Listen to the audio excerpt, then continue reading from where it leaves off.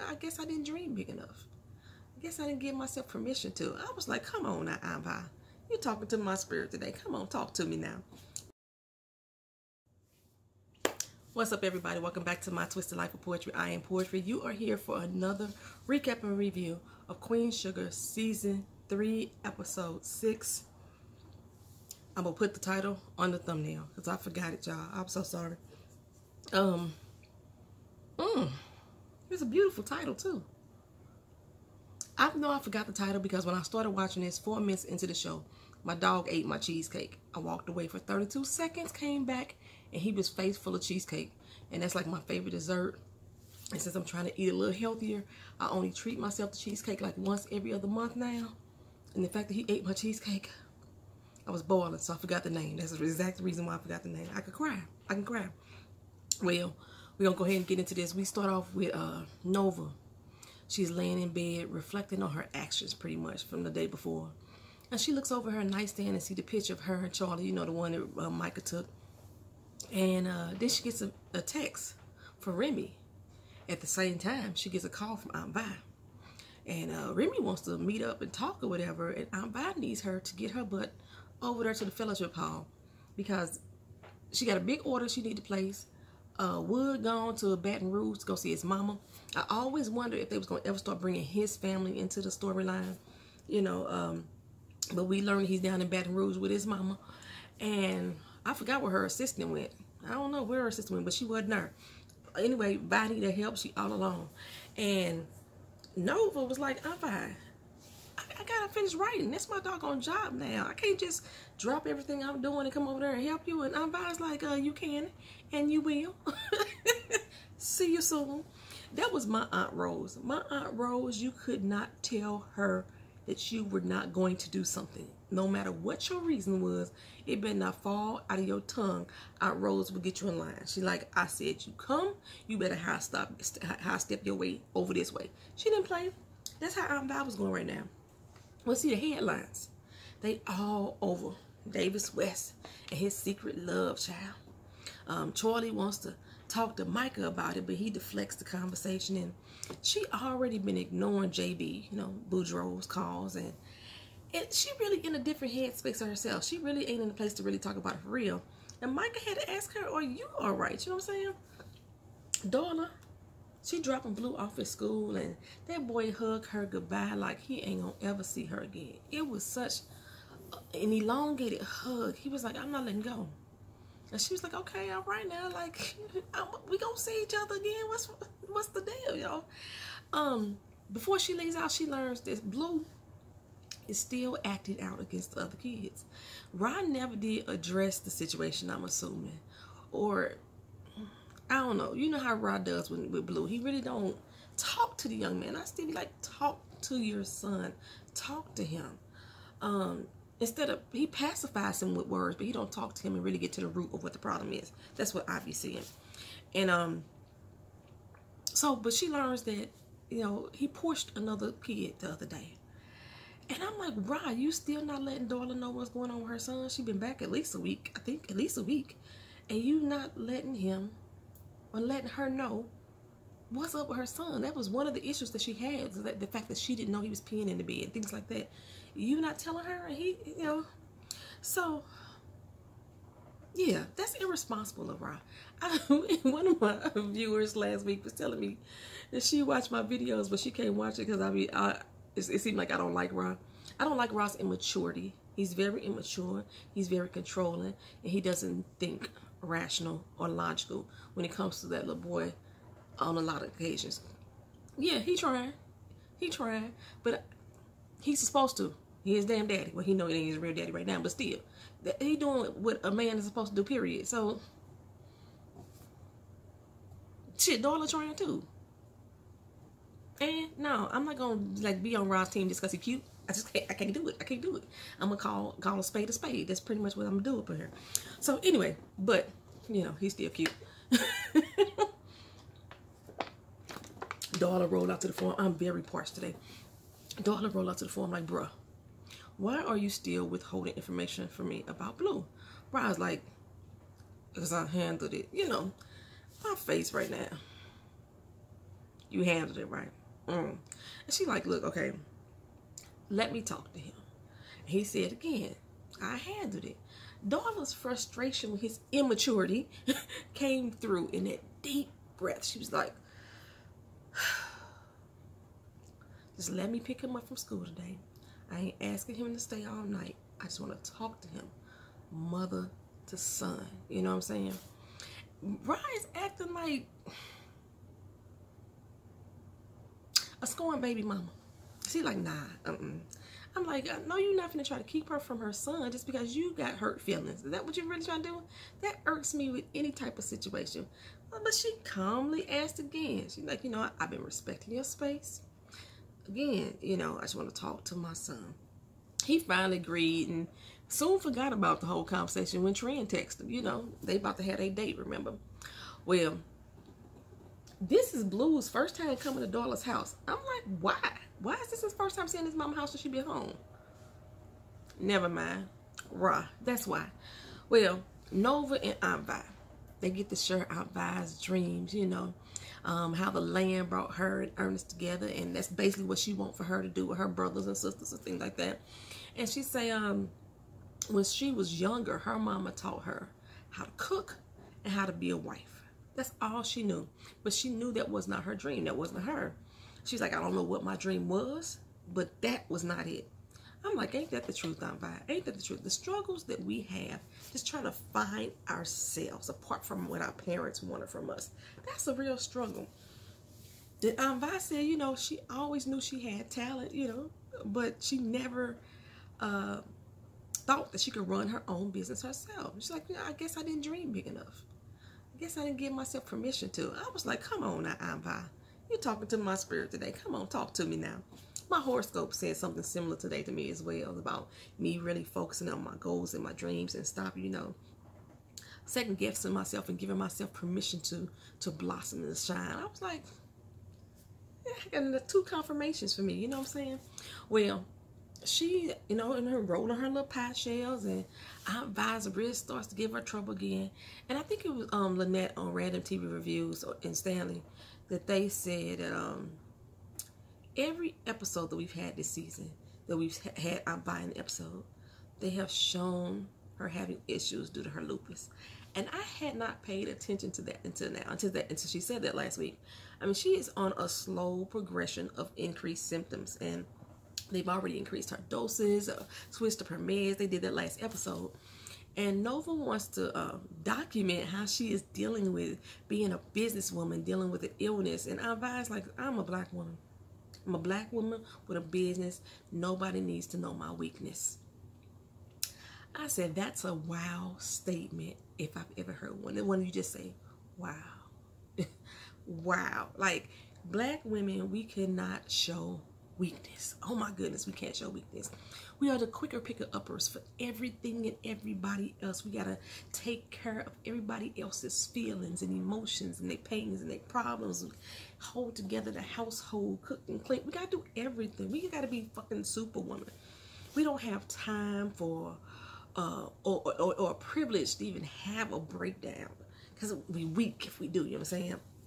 I talked about that before when that basketball player, when his mom had walked off the court when he didn't pick the team that she wanted to be on, and people were saying that she should have sucked it up and she was being selfish because it was her son's moment, that she was just doing it for front or show, whatever. I was on the position, because y'all know I always have a twisted view of different things. I was on the position that she should be allowed to feel what the hell that she felt. I understand it was her son, but she should be allowed to feel. And we were always told, no, we always have to be considerate of what everybody else thinks and feels, including our children. And I'm just not on that mindset. I'm like, we should be allowed to feel. We should be able to be selfish for ourselves at least once, even if it's at the expense of somebody else's feelings being hurt. It's just how I was feeling about that. So anyway, it's like, removing herself in that particular situation. I thought that was probably the best thing for her to do, instead of sitting there on camera and having the media just record her emotional state. Like, they wanted her to pretend, I guess. Like I said, we always told we need to be strong, and that any other way is like weak or disrespectful or things like that. But y'all know I think differently than most people. So anyway, meanwhile, Remy and Nova, they just texting back and forth. They blowing each other up. At school, Micah is now the butt of everybody's joke. And Kiki, she like, hey, babe, don't stress this. You know, they're going to be on to something else by lunchtime. I got you. You need me? What? You know what I'm saying? And he like, okay, I'm going to be good, whatever. So, Blue, he over at Darla's house making himself right at home. Like, this going to be my room. My bed going to be over here. What you got in the fridge? Yada, yada, this, yada, yada, that. And is somebody going to explain where Darla is getting these funds? Like, who? Doran Provost. He does recaps and reviews for Queen Sugar too, so go check out his channel. Because he also, to me, always gives a very detailed breakdown of the show. You know, we like to throw our own opinions in there, but he gets a very detailed breakdown and makes you think about some of the things that you missed in the show. And he brought up the point, like, where is Darla getting her funds? Like, did her parents just open the floodgates all of a sudden, you know, after she made that visit home, and now she ain't need to worry about money anymore? Or is she still going to her NA meetings? Like, we up until today, we didn't even know where the heck she was living, you know what I'm saying? Like, what's really up with Darla? Because she was fired from Queen Sugar the last we knew, but she didn't even have a job. So, well, anyway, she tries to talk to Blue about school. He like, he take off, like, let's go check out this backyard. That's what we finna do real quick. And she like, no, come on, please, let's talk. I am just not that parent. I mean, you don't walk away from me when I'm speaking to you, no matter what your age or how fragile the situation is. We may not get to the conversation, but you're not gonna just walk away from me or run away from me. I mean, I get it. I get it. They just turned this little boy's world upside down, and he is trying to tread lightly. Both of them are trying to tread lightly. But respect to your parent is never a fucking option to me. Well, nah, I'm gonna change that. That's a lie, because just some of these parents I don't think deserve respect of their children. I'm gonna let that go. But in this particular case, you know, don't run away from me. We may not have the conversation right now, but let's not run away when I'm calling you and telling you to come back here. Don't do that. Charlie get in her car. Charlamagne the God is on the air. And I'm so upset they're giving the clown some shine time. I just can't stand him. Anyway, Charlie mama, she is calling. I'm surprised that Vi, Ra, and Nova didn't contact Charlie. None of them called back. She didn't leave a voicemail, but she called each and every last one of them. So there was a missed call on the phone from Charlie. So they knew that Charlie called, right? And it's been all over the news about Davis. So nobody saying nothing? Ain't nobody picking up the phone to call Charlie? Just nothing? Well, shit, Charlie mama is. But Charlie don't have conversation for her right now either. She's just like done. She's like over it pretty much. She did, however, run up on those guys that she saw in the bar when she was with JB. They was out on Prosper Land surveying the property. The lead guy, his name was Trent, let her know they are not with the EPA. And as far as he knows, there's no EPA issues. He is a surveyor. And, but, you know, she wants some more details. She probably should go check with JB. So she asked for his business card, and he was real hesitant to give it to her. But she got that business card from him. And, was it me? When Aunt Vi was sitting down there talking to Nova, did it sound like Aunt Vi does not want to get married? That's what it sounded like to me. She said she loves Hollywood with all her heart. But, and that but got me, because usually when you say the word but, it negates everything that comes before it.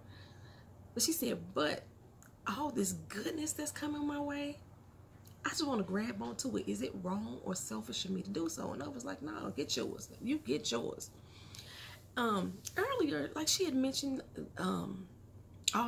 she had mentioned that all she knew how to do was to cook and to be a wife, and then that wasn't who she was, and she wasn't about that life.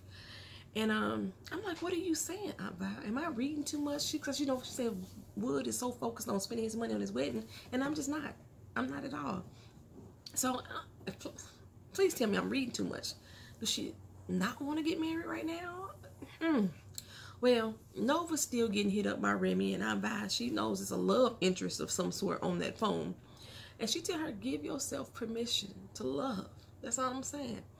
And I don't think Alva would be saying it if she knew that was Remy on the other end of that phone line. Especially after that speech she just gave about her and her siblings coming together as real family, you know what I'm saying? And when they said the word permission, I just knew they was going to play Ro James' Permission afterwards, but nah, they played something totally different. When we were young, I think there was Janae Aiko. Well, we go to Trent and Rod. They out in the park walking their bikes. They ain't riding their mugs. They just walking along the path. And their story this week just didn't interest me. So I really didn't pay attention to their background. They just really exchanging background information with one another. You know how they got to where they get. You know, they passed. Just gelling. That's pretty much what it all was. I think I've seen a lot of commenters on Team Trend, you know, because she's cute. And that's exactly what they're saying. Oh, she cute. I'm down for that. I don't know why, you know, cuteness got to do anything with whatever. Anyway, but then the other people who are not down with it are not down with it because it seems like Ra, the way that they have developed this character, can't find a dark-skinned sister. These are the comments that I'm reading on different reviewers' channels, not my words. So it's an interesting play. I wonder, because a viewpoint from Tracy had mentioned too about Rob being color struck, if that's a good word to use, or showing colorism in the women that he dates and how he treats them.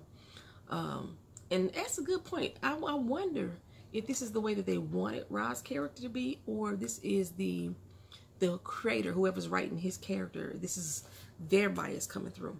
It's interesting, an interesting concept. I'm gonna keep watching, keep following along to see how that works. Well, Charlie, she goes over to Vicky's house. I wonder why it was important for us to know that Vicky had an ex-wife.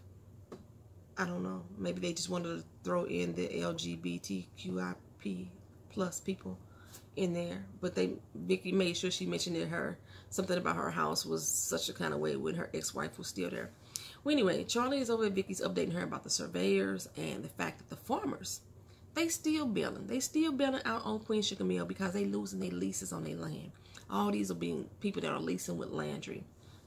So he's still fucking them over. He locked them into a 5-year contract. He letting them out because he's still letting them, which is amazing to me because it's fucking up his business since he now owns Queen Sugar Mill. But Vicky says it sounds like he's trying to clear his land for some reason. And they're going to get to the bottom of it. But for right now, she got news on the stockholders. She gave her this big ass folder. But then she decided to ask Charlie, like, what? How you feeling, boo? Because you come up here looking a ragged mess. And so they talked about the whole Davis West situation. And she told her, look, there's nothing that you can do to change that. You can't change nothing that man did. So all you got to do now is just move the fuck on. Just, you know, have faith in the fact that you can move on. So Darla finally gets out of blue what's going on with him, you know, pushing kids to school. In this last particular incident, the little boy said that Darla left because she didn't love him anymore. And the fact that Ra was not giving him any information about Darla or reminding him that his mother didn't leave because of him, Blue believed that that was real. And Darla's like, I'm not ever leaving again. Ever. Like, trust that I love you more than anything. I'm not going anywhere. And Doran also made another good point. He said when Ra cut off the hookup girl, the honey, I called her Honey Dip because we didn't know her name, the one that came after Tamika. When he cut her off, he told her that the reason he was doing that, which is probably more of an excuse, was that he wanted to spend more time with his son. He wasn't going to focus on relationships. But now that this trend came into the picture, he all open, all in. It just like, just gave right on into it. Just a couple days ago, you was like, nah, I need to focus on my son. Darla come back, and now you like, okay, I ain't got to focus on him. I guess, actually, when you found out that he wasn't your son, now you ain't got to focus on him. I don't know, that's interesting, too. I'm going to keep my eye on that. Well, anyway, Micah is hanging out with the 2 woke crew. And I'm not knocking the little shorties, you know, but they could be a bit extra at times, you know. Anyway, Kiki called Micah. He rejects her call. I'm like, the fuck, you know? Is this exactly what I was talking about last time? Is my fear finna come to light that he gonna start kicking it with these people and start ignoring Kiki, his ride or die? Are you really gonna do that, Micah? That's what's really going on? I mean, he texted her back, but damn, bruh, for real? Okay, whatever. Some white boys roll up and they question them like, why y'all up in my spot? This is our spot. I wonder if Ant and the crew picked that particular spot to specifically stir up trouble. Well, if they did or didn't, trouble is now here, right? The old funky ass white trash boy got the nerve to say, this was wrong with you people. Always someplace you don't belong. White lives matter around here. They all tune up like, what you say? What you say? But they weren't as combative as we know that Ant can be. You know what I'm saying? So I wasn't too like, because I'd have been like, what you say too? Okay. Asa was like, Asha was like, they ain't gonna do nothing. They ain't gonna do nothing. And then the dude was like, what you say? And called her a black bitch. They step up one more good step like, what? What? Micah got tough, baby. Micah got tough. He's like, nah, I got this. Say it again. I dare you to say it again. What? Walked up, snatched that Confederate flag, that old loser ass flag off their truck. And then old sewer soldiers pulled off. And then the owner pulled up at the same doggone time, and he's like, get. He spelled get with the I. He didn't do it with the G-E-T. He's like, get off my property and don't let me see you around here these parts no more, boys. Well, Micah looked like, all right, cool. They all rolled out. They didn't even argue with him. But Micah is now the man to them. He's now the man. Well, Aunt Vi, she's having dinner over at the Rollins, you know, the grocer's house. And I'm glad they got green salad and not potato salad. That's all I kept thinking of. But Rollins offered her a deal to invest in her business. And basically to get her into stores nationwide, into freezer sections, not just in his stores. Become partners. You know, he said we could work out a fair percentage. He want to put his business know-how behind her because he believes in her product. Vi didn't think long about it at all. She was like, let's do this, baby. Let's do this. I wonder how Wood is going to feel about this. I wonder, because she don't want Wood to invest in a barbershop. She don't want him to use his money, but she's going to let Rollins invest in her. I don't know. And then she didn't even bother to talk to Wood about it. Y'all supposed to be getting married, you would think. But she, you know, she already made her peace and her point about the fact she don't even want to have to check with no man about doing nothing, you know. I see that's the way that this season is going, since we all have all women writers and all women directors. I think all women producers as well. We're going with the idea that we as women don't need men for shit. We are strong. No one can tell us we're wrong.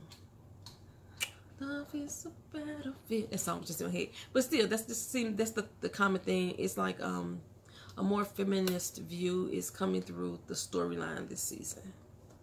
And maybe that's why I'm not feeling it so much. I'm down for the cause, but I'm not the diehard, you know what I'm saying? I guess. You understand what I'm saying. Anyway, Nova swings by Charlie's like, hey, I'm here for you. Baby, it's dark 30. Half past dark 30. And she tried to reach out to you yesterday. I'm like I said, none of them returned her phone call. And now she show up. And Charlie's like, I don't need you. I don't need you right now. Look, I don't need your lectures. I don't need none of that. And Nova's like, no, I'm here for you. She said, look, go home. I'm tired. Go the heck home. I was like, well, damn. Okay, girl. I mean, she didn't even look back. She didn't check her shoulder one doggone time. Just left Nova standing out there on the curb. And Nova didn't persist. She went home. And baby, oh, hell to the motherfucking no. Oh, Lenny Williams. And I heard everybody say his name is Benny. I think when Blue said it during this episode, they said Benny as well. And I've been saying Lenny like the singer Lenny Williams. So it's Benny. I've been wrong. I'm usually wrong 2.3456% of the time. I can admit that. But I'm going to still call him Lenny. That's where it's sticking at me right now. And it's probably because he's on muffled mouth ass talking. I thought he said Lenny. Anyway, this motherfucker got all his homies up in Rock Crib. Playing cards, drinking, got the music bumping. And I'm thinking, if he was going to bring this crowd around, then he could have stayed his ass right the fuck where he was at. Like, how fucking dare you bring people up into my house in the first doggone place? You barely a guest yourself. Like, really, cuz? Baby Darla walked in there with Blue in her hand and like, who in the what in the fuck is this? Where is Ra? And dude like, who? What? She's like, where is Ralph Angel? Ho. Apparently, he ain't there yet. Lenny come up out the back, like, oh, my bad. This is my boys, you know. They came through. We just playing little cards. They gonna leave right after this hand. I don't know what happened, but old boy jumped up and was like, oh, hell no. There's something broke. Baby, Darla put that bass in her throat all up in her. She's like, y'all need to get out. Leave now. Get out, baby. She was on it. I was like, oh, she shook the table with that one, girl. I was like, all right now, Darla. Then Rod rushed in the house like, what's going on? What's going on? He all fuming at the face and everything like he normally do. And then he's like, you know, my bad, dog. I'm going to clean this all up. You know, we was just playing cards. But Rod was looking at Darla like he was going to fuck her up, too, for certain authority up in his house. But he turns to Lenny and is like, hey, you got to go. You can't stay here no more. You got to pack your shit up and get the fuck out now. He already gave you a warning, bro. I got my son up in here. You just finna be mad disrespectful. I don't even know if the brother still got a job. Do he still got a job? I mean, shit. Charlie fired Darla over Rod. Lying about Blue. And the pregnancy and shit. I guess he could fire him about having all these little homies up in his crib. I don't know, but Darla, boy, but she like she was about to blow her lid. Darla say, what in the hell were you thinking? I think she said it through her teeth, too. Her mouth, what in the hell were you thinking? She's like, you let this random stay up in this house, and you got the nerve to have concerns about me, his mama, taking Blue with me. And you got this little hooligan up in here. Rod was like, look, I was just trying to help a bro out, do right by someone. Boy, baby, Darla hit them with the, how about you do right by your son? Oops, like, where did that come from, Darla? Really, girl? Oh. He like, excuse me, crackhead. He didn't call her a crackhead, but y'all know, all people who hate Darla, y'all know that's what y'all wanted him to say. But she said, you ain't never home. You working all the doggone time, day and night. The house a doggone mess every time I come in here. Now you got strangers running all up and through this. Blue acting out in school. He was like, that's your fault, miss, in and out of his damn life. Are you for real right now? Darla say, look, I've been working for the past 3 years to get my shit together. I'm trying to get my life right for our doggone son, for our fucking family. Ron's like, well, look what the fuck that got us. I was like, oh, baby. I mean, she was on a good path, but she did hold that little bit of information that's kind of just like fucked everything up. But as far as her actions and trying to get her life right, yeah, she was doing that. She really was. Well, Blue come out the room like, hey, don't be hollering at my mama. Rod turned up then, baby. He turned up like, now you want to discipline him. When you passed your boiling point, that is not a good time to be talking. He saying, nah, go back into your room, Blue. Blue like, nah, why you hollering at my mama like that? I'm not going nowhere. He turned to Blue and say, did nobody tell you to come out of that room? Get your ass back in there right now. Right now, the R-A-U-G-H-T now. Right now. I was like, ooh, wee, Ralph. Angel, I know I said discipline that little boy, but this is not what I was expecting. I've been saying talk to him. Y'all should have been instilling discipline and respecting him long ago. Okay, he is protecting this damn mama though. I'm gonna give that to little Blue. He was protecting, like, you ain't gonna keep talking to my damn mama like that. Okay, go ahead, little man. I gotta give him mad props for that though. I'm gonna have to say that for real. But yeah, you flying off the handle with anger towards his mama, that's not the time to be hollering at little baby Blue. Blue was like, all right, cool. I want to stay with my damn mama. Take that. That calmed Ra all the way down. Calmed him all the way down. He's like, okay, that's what you want? You happy now, daughter? You happy now? She told him to go pack his bags for the night, baby. I guess she did. I guess she is happy. She's like, go pack your bag for the night. And I don't know why, but I thought Rod was going to say he ain't my damn son anyway. Thank goodness he wasn't that reckless in the tongue. I just felt that coming out of his mouth, though, but I'm glad he did not say that. But she tell him, no, look, I want equal stake in my son's life. Is that a custody battle brewing? We all have been figuring it's going to be a custody battle for Blue. And I think if there is the case, during that custody battle, it's going to come out that Rod's not his real father. We don't want this. We do not want this. Like, is anything good going to happen on Queen Sugar? Anything. Like, I'm by her whole deal with the past is like, that's supposed to be a good thing. But I feel it's going to create problems between her and Wood. I feel her lupus is going to flare up some more, making her have an inability to do what she needs to do. Now, with the grocer's back, and she should be able to hire employees and things of that nature. But for some reason, it never fails on Queen Sugar. They don't never see the god doggone sunlight. It's always a dreary moment around this motherfucker piece. But they go back over to Nova. She back where she started at this morning, laying in that bed, looking at that ceiling. That song that was playing was perfect. What did it say? Please don't tempt my heart again.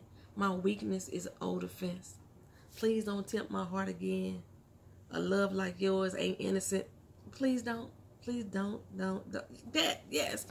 Nova looked at that picture again and picked up that phone and said, bruh, Remy, we can't do this, homie. We can't do this.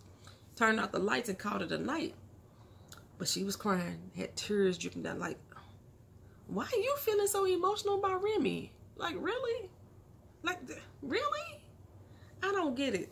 I don't get it. I don't get it at all. I don't understand the tears, Nova. I do not understand the tears when it comes to Remy. And I don't understand the tears. Y'all went on a fishing expedition. You've been knowing this man, assumably all your life, because he always talking about everything he done did with Ernest. He's been around. Why now? Why all of a sudden now you feel so emotionally connected to him that it brought you to tears to tell him that, nah, I can't fuck with you. It didn't bring you to tears when you kissed that motherfucker and he was with your damn sister. I think Keisha Charmaine, she mentioned, she said she didn't believe that they was in love. I agree with you, sis. They pronounced love for one another, but I think Charlie was on the rebound and Remy just wanted somebody new to replace his dead wife. But they talked about marriage. They talked about having kids. They was about to have sex. You know, they were in that place. Bro was off limits. I think we all could, most of us can all agree. I saw that girl again on Ashley Miller's comment. She was still rah-rah for this whole Nova and Remy thing. I walked away from her comment this time. Last time I was like, are you serious? Like, I was for real. Like, what type of whole thinking were you thinking? But I walked away this time. I walked away. But yeah, I don't understand the tears, Nova. I don't understand the tears. I don't understand this deep-seated connection that you all of a sudden have with Remy. I don't get it. I don't get it at all. But anyway, if anybody knows the name of that song and the artist, that Please Don't Tempt My Heart Again, drop that in the comment section for me, because I love a smooth groove like that. My camera keeps freezing. What the heck is going on? Anyway, that's the end of Queen Sugar Season 3, Episode 6 recap and review. Leave your comments down in the comment section. If there's anything you think I forgot, please drop that in the comment section. If there's anything you disagree with me on, drop that in the comment section too. We can agree to be disagreeable without being disrespectful. You know, we can do that. And like, comment, and I said comment already. Subscribe to the channel if you haven't already done so. I appreciate you. Peace.